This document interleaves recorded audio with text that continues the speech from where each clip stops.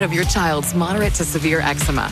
And they can show off clearer skin and less itch with Dupixent, the #1 prescribed biologic by dermatologists and allergists that helps heal your child's skin from within. Serious allergic reactions can occur that can be severe. Tell your doctor about new or worsening eye problems, such as eye pain or vision changes, including blurred vision, joint aches and pain, or parasitic infection. Don't change or stop asthma medicines without talking to your doctor. Ask your child's eczema specialist about Dupixent. I am cooking up a whole Christmas meal. Monday on ET, don't miss our new interview with Mariah Carey. The Queen of Christmas is headed back to Vegas. Yes! Why do you two belong together?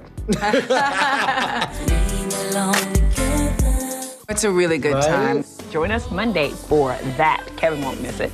Now, we've got one more thing to show you before we say goodnight. Take care. Bye, everybody. We just had to kind of roll up our sleeves and get into it. Big news for Bill and Ted fans. Keanu Reeves and Alex Winters. Happening now.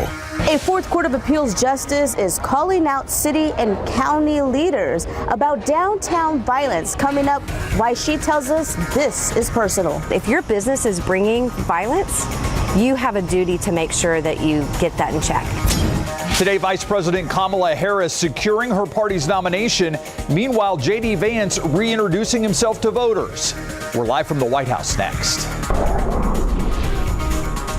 Plus, we're gearing up for a toasty weekend here in South Central Texas with highs near 100 degrees, plus a small rain chance returns to the forecast. We'll get you those details in a few. The news at 5 starts right now. And first at 5, a recent social media post by a local judge taking city and county officials to task about downtown violence. For Fourth Court of Appeals Justice Lori Massey Brissett, that violence is personal. Her son was killed across the street from the Alamo last year. She sits down with our Erica Hernandez and says things need to change to ensure safety for visitors and San Antonians. It was hard because it felt like people were saying my son's life was irrelevant. Fourth Court of Appeals Justice Lori Massey Brissett is no longer staying silent. Last Sunday, she posted this statement on social media. In part, she writes, 3 tourists killed downtown in 3 months, yet not one city or county official has done or said a thing. For Justice Massey Brissett, this is personal. Last year, her son Justin was leaving downtown. He was across the street from the Alamo when he was attacked, robbed, and left for dead. I look at his death, and I think Justin would want me to. I look at his death in the shape of a larger problem, which is the violence downtown. Back in May, an 80-year-old woman in town for a graduation was killed after being caught in the middle of a shootout while leaving the Alamo Dome. Last month, a woman in town for a coaches conference was sitting at a bar when she was shot and killed. Another attack outside the Grand Hyatt left a man dead. I've spent over a year and a half trying to get city and county officials to care about not only my son, but the larger problem. I think our leaders are thinking that if they come out and make a big deal about this issue, downtown violence, they will impact tourism negatively. I've actually been told that. More than a year after Justin was killed, this man, repeat offender Brian Davis, was arrested, but was only indicted on the charge of aggravated assault with a deadly weapon. Justice Massey Brissett says she isn't going to sit back any longer. It's a way for her to also honor her son's memory. I also see that this whole region would be impacted negatively if we lose downtown as a tourist destination. And that's my focus, not just Justin's death. I think Justin would want it to be a bigger issue. Erica Hernandez, KSAT 12 News. We reached out to the mayor's spokesperson for comment, and we're told he wasn't available for an interview, and he has not sent a statement. The county referred our request for comment to the Bexar County Sheriff's Office, and they say in part, quote, since June 24th, Bexar County Sheriff's deputies have provided presence along the Riverwalk as a visual deterrent for crime, but also in the event that an incident arose. Deputies can respond and assist as needed, end quote. New at 5 today, some massive pieces of evidence brought to the Bexar County Courthouse this afternoon. The family of 24-year-old Alexandra Siebert was emotional as jurors took a close look at this. These are the cars involved in the deadly crash that killed her. It happened back in July 2022 on Highway 281 near TPC Parkway. Jurors looked closely at the damaged SUVs, including the one that Siebert was in. The black truck belongs to the man on trial, Alexander Castro. Police say that he was driving over 90 miles an hour when he crashed into standstill traffic. An investigator testified about what he saw that night. Seeing the damage to the vehicles, the distance vehicles traveled after impact, all that, I realized it was a high-speed crash. Castro's attorneys say that he was not to blame for the crash. They say it was a previous accident that led to the traffic backup that's to blame. If convicted, Castro could face up to 20 years in prison. Let's talk traffic right now. There are a couple of traffic trouble spots we want to take you to live right now. First, this is 281 at the quarry. It's the southbound lanes near the quarry. 2 main lanes in the shoulder block. Traffic backed up. The good part is, looks like a tow truck's out there, and hopefully it'll clear momentarily. Then on the access road of 410 at Blanco, you can see the fire department still working to clear the scene of what was a car fire. These are 2 very busy intersections, but you can see nobody's actually getting through on that access road right now at 410 and Blanco, not far from North Star Mall. We got traffic alert for this weekend as well. More construction going to be done on the 1604 and I-10 interchange on the northwest side. RJ Marquez walks us through it and shows us how to avoid the closure. Well, we are expected to see a major headache for our drivers on the northwest side of town. We have got a major round of construction that's taking place on the Loop 1604 North Expansion project. So let's go ahead and give you a little bit more details on exactly what's going to be going on out there. This is going to start late Friday night and extend through early Monday morning. As we take a quick look here at exactly what we're going to be looking at here. 1604 east and westbound, that will stay closed at I-10 at that interchange, basically from La Cantera all the way to Vance Jackson. We also have I-10 West. That will be shut down as well. I-10 East will be the only part of this interchange that will stay open throughout the duration of this closure. All 4 cloverleafs that will stay closed as well. We have drone video of some of the work that is taking place out there as we take a look on the north side, northwest side. 1604 is being expanded to 6 lanes, but we of course are getting all of that flyover work being done at that major interchange project. So again, a major project starting late Friday night going into early Monday morning. It will be very busy for our drivers out there. As we come back out to our maps here real quick. So again, if you have any plans for some back to school shopping, any plans to be out in the Rim, those businesses will stay open and will be available, but do expect some major traffic delays. One other note here, I-35 at 1604 on the northeast side, that in fact will stay open throughout the entire weekend. They originally had that scheduled to be closed, but that will now be open for our drivers. Right now, northwest side will be the biggest trouble headache that we will see. We have all this information on KSAT.com. Be safe on the roads, y'all. Vice President Kamala Harris has won enough votes from Democratic delegates to win the party's nomination for president. Now the focus shifts to who her running mate will be. And for the GOP, even though Ohio Senator J.D. Vance was announced as Trump's pick a few weeks ago, he's still working to introduce himself to America. Joining us to talk more about the latest in the race for president is CNN correspondent Julia Benbrook. You know, Julia, let's start with Harris securing enough Democratic delegate votes to earn the party's nomination. That means she's the presumptive nominee, is that right? Nothing official until the Democratic National Convention in a few weeks. Am I correct about that? That's right. So voting started today, and she will have the delegates will have time to cast their ballots up until next Monday. So right now she is the presumptive nominee. She has said that she will formally accept the nomination after that virtual voting ends. So that'll be sometime next week, she says. And that's before the Democratic National Convention, which starts on August 19th. Now, they do say that there will be a ceremonial roll call during the DNC, and this will be a history-making moment. She will be the first Black woman and first Asian American to lead a major party ticket. And we know that Harris is looking for her VP choice right now. So where does that search stand? And several of those names that have been floated, they have canceled some of their plans for the weekend. We know that she's going to be having personal conversations with some of those top contenders. Among those, Pennsylvania Governor Josh Shapiro, Arizona Senator Mark Kelly, Minnesota Governor Tim Walz, and Kentucky Governor Andy Beshear. So this is going to happen quickly. She is going to make this announcement at the latest on Tuesday, because that's when she is appearing with her running mate in Philadelphia for a rally. And then she and her running mate are going to crisscross the country, making appearances in battleground states ahead of the Democratic National Convention. You know, so much stuff has been happening on weekends lately. Would not surprise me if it happened over the weekend, Julie. All right, the Republican VP was announced a few weeks ago. J.D. Vance has had a uneven rollout so far. How is he trying to appeal to voters now?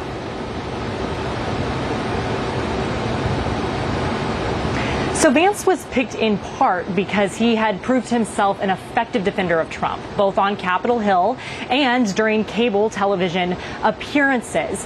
But he has had a shaky rollout as the vice presidential pick, and he has been on defense most of the time as clips have resurfaced of him criticizing politicians who don't have kids and suggesting that people with children should have more voting power than those who don't. So the campaign is now eager for him to get out in front of people more and present who he is, his background, his time in the Senate. He is a freshman senator, and just kind of talk through who he is instead of focusing on these comments that have really dominated the airwaves. Julia Benbrook reporting live from Washington. Julia, thank you. Let's turn our attention back here towards home, and Mia Montgomery standing by. We're looking ahead to the weekend, Mia. Yes, and it is going to be another hot one here across South Central Texas. We're already wrapping up the work week on a pretty hot note today. 98 in Kerrville, 94 in Leon Springs as you make your way down to Eagle Pass, 99 over there in Maverick County, 94 up in Bernie, in Rick's backyard, 97 in Lavernia, and 96 over there in Seguin. If you're stepping out for any evening plans, do know that it is still going to be hot over the next several hours. Plenty of sunshine out there, 90 degrees by 9 p.m. Those thermometers will start to fall into the 80s after the sun goes down. This weekend, highs near 100 degrees expected here in San Antonio, feeling closer to 105 and potentially even hotter than that in a few locations thanks to the humidity. In terms of any rain, we do have an isolated chance, but coverage is overall expected to be pretty low both Saturday and Sunday evenings. Then into next week, high pressure taking back over, which means our weather pattern is pretty typical for this time of year. That means dry, hot, and humid. We're going to get you a look at all those details coming up a little bit later on. All right, thank you, Mia. The Freed Americans from Russia, Evan Gershkovich and Paul Whelan, being medically evaluated here at Brooke Army Medical Center after spending months, some like Paul, almost 6 years in Russian prison. And today is their first full day back in the U.S. after that historic prisoner swap yesterday. Let's take a look at the timeline of their return. Their plane touched down on American soil around 10:40 our time last night at Joint Base Andrews in Maryland. They were reunited with their families and met with President Biden, then got on another plane and flew here to San Antonio. Yeah, they landed at Kelly Field Air Force Base about 3 this morning at Lackland. Then they were taken to BAMC, where they are this afternoon. Our Daniela Ibarra tells us their release comes as the White House says they're working on the cases of other wrongfully detained Americans in Russia. Today, as we hear from the freed Americans, it's overwhelming, who spent months and years in Russian prisons, I'm never going back there again. There's a renewed focus on the Americans still detained in Russia. Overnight, Paul Whelan holding a flag for hostages and wrongful detainees, pointing to the tick marks for each freed prisoner. Those last 3, that's us. Whelan saying those last 3, that's us. The other Americans looking to add their mark to that flag include a teacher named Mark Fogel. In 2021, Fogel was detained at an airport in Moscow after marijuana was found in his bag. His family says he was prescribed the drug to manage a severe decades-long spinal disease. He was sentenced to 14 years in prison. President Biden was asked about him today. We're not giving up. We're not giving up on that. In a statement, Fogel's family says they're completely heartbroken and outraged he was left behind in yesterday's deal. I am personally working on that case, and I'm going to do everything in my power to see Mark get home. Also still imprisoned, Russian-American Ksenia Karelina, arrested in February. The former ballerina accused of raising money to support the Ukrainian military. Her boyfriend says she made a donation of about $50 to a Ukrainian organization. Her trial starts in a few days. I'm happy for them. I'm happy for the hostages. But at the same time, I'm very heartbroken and sad because my Ksenia is not on that list. Daniela Ibarra, KSAT 12 News. Coming up on the news at 5, lawmakers trying to close a loophole in an existing law regarding payment app scams. How much money they say people are losing and how much money they lost just last year alone. Coming up today on the news at 6, thieves have found yet another way to get their hands on letters and packages meant for your mailbox. How they're able to do that, and in many cases, without leaving a trace. That and more today at 6 o'clock. Could be costing us money. Democrats in Congress introducing a new bill to crack down on scams on payment apps such as Zelle by closing loopholes in existing law. The legislation would protect people who are defrauded when they make payments to scam artists on Zelle, Venmo, or other similar platforms. The Senate bill introduced yesterday and the House bill was introduced today. Federal data shows that people reported losing $210 million to fraudsters on payment apps and services in 2023 alone. That's 62% more than just 2 years ago. Ouch. Monday on GMSA, Spurs legend Sean Elliott shares his story with us about a recent health scare that involved his heart. RJ Marquez talks with Elliott about how his smartwatch helped him get to the hospital. Plus, he's got a message for fans. That's all coming up Monday on Good Morning San Antonio. Looking forward to that interview with Sean. Yeah. All right, let's look outside right now, and it is a warm August. Hazy, humid, hot. There you go. With 3 H's. Thankfully, the Saharan dust has started to really move out of our area. So it's not been as thick of a haze as what we were dealing with, say, on Wednesday. Air quality also a little bit better because of that. And that's going to continue into the weekend. But now focus turns to the heat. That's what's going to affect everybody, okay? Both Saturday and into Sunday, high temperatures near 100 degrees. What's going to affect a few of us? The potential to find some isolated rain, specifically in the evening, both tomorrow and into Sunday. So for your Saturday, a high around 101, but when you factor in all of the humidity in place, your feels like temperatures will likely near the 105 to even 110 degree range. So it is going to be a very, very hot first weekend of August here in South Central Texas. And a lot of that is still thanks to this high pressure system that's in control of our weather pattern right now. Things are pretty quiet for the most part across the state of Texas. But watch what happens into the upcoming weekend. That's going to work its way ever so slightly off to the northwest. It loosens its grip on our weather pattern here at home just a little bit and makes just enough room for a weak frontal boundary to work into central Texas. This could help spark some of that isolated storm activity, specifically after 4 p.m. starting tomorrow evening. So here's a look at what that looks like on your futurecast. 7 a.m. tomorrow morning, plenty of sunshine to kickstart the day. Most of us going to be dry and quiet, just hot throughout the weekend. Same for any lunchtime plans you may have tomorrow at noon. By 3 p.m., we're going to introduce just a 10% chance for a stray pop-up shower, and then watch what happens into the early evening. Some more spotty storms expected to get up and running. Initially, I think they'll be north of our area. They should weaken as they move farther off to the south, but still, some of that isolated activity could survive the journey into the San Antonio area. Again, mainly after 4 p.m. starting tomorrow. I think slightly better odds will be north of the Alamo City and across portions of the hill country. Overall, just manage expectations that coverage will likely be low. Consider yourself lucky if you do tap into a quick storm tomorrow and into Sunday. And then other than that, it's just going to be those hot temperatures, which is exactly what we're dealing with right now. 98 degrees over at San Antonio International, partly cloudy skies in place.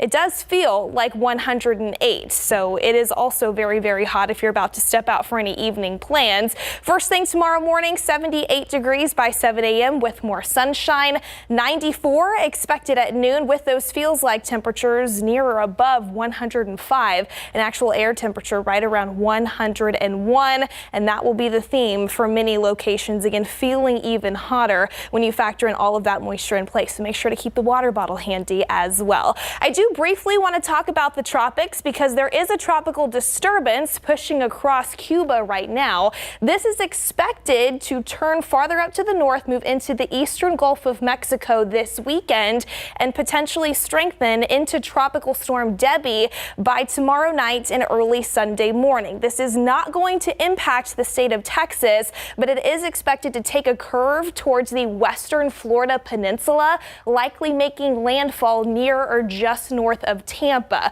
Regardless, expected to see some heavy rain across the Sunshine State this weekend. Again, no impacts to Texas expected, just that isolated chance for rain this weekend, and then all the way into next week, pretty hot and dry. Yeah, there's those triple digits. We've been so lucky over the past couple of weeks. We're like, okay, now I guess it's time for summer to actually make its way back in. Yep. Yeah. Thank you, Mia. Yep. Welcome back from Cali. Thank you. Just in time for triple digits. Yeah. I know. Yeah. It was timing. Yeah. And so I joked last night that the Hall of Fame game turned into the Wall of Rain game.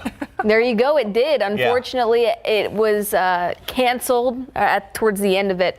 Unfortunate outcome, but still we got to see plenty of football. I mean, it was not exactly the most exciting football, but it was our first look at the highly anticipated new dynamic kickoff. Plus, Cowboys DC Mike Zimmer upholds his demanding coaching style while still trying to make the adjustment easy for the Dallas defense. We'll be right back.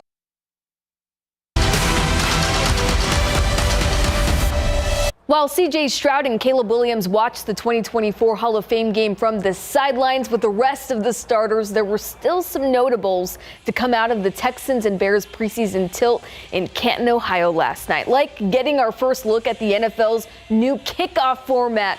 We saw different approaches from both sidelines over the course of the game. The results weren't all that exciting. It'll take time for it to feel less clunky as the league tries to revive last year's record low returns. The game also was called off with a few minutes left in the third quarter due to thunderstorms, so the Bears finished on top 21-17. And now the focus shifts to tomorrow's Hall of Fame induction ceremony. Seeing them there pregame, it starts to set in a little bit more like it's about to happen. So excited for Andre. Couldn't be more happier. Couldn't be another guy more deserving than Andre being the first Houston Texan to go into football heaven, right? To go into the Hall of Fame, all right, to get his bus here in Canton. Very special moment for Dre. And I know I'm just so happy just to be here to support Andre in his enshrinement. And it's a special weekend for all of us. All right, the formal induction of the 7 new members begins at 11 a.m. tomorrow in Canton, Ohio. All right, the Mike Zimmer era is in full effect for the Dallas Cowboys defense as the team wraps up their third padded practice of training camp. Now, yesterday, defensive end DeMarcus Lawrence, who is tied for the longest tenured player on the Cowboys roster, said the biggest difference in Zimmer's scheme versus Dan Quinn's is the emphasis on the details. And so far, Zimmer has earned the respect of D-Law and the rest of the defense. It's different for them. Obviously, it's not as different for me, but we've kept some wrinkles in that they've had here in the past, and we're asking them to do different things than what they've done before.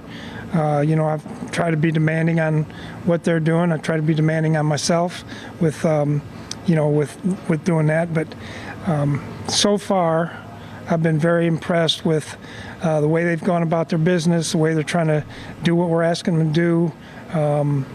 Really all 3 areas of the defense. It sounds like that relationship is going really well right now between the defense and Zimmer. It'll be interesting to see how it evolves. Yes. Thanks, Mary. We'll be right. All right, prep for a hot weekend here in San Antonio. Highs near 100 degrees. Isolated chance for a few evening storms, and we are back to just hot, dry, and humid through next week. All right. Thanks for watching the News at 5. World News up next. We'll see you back here at 6.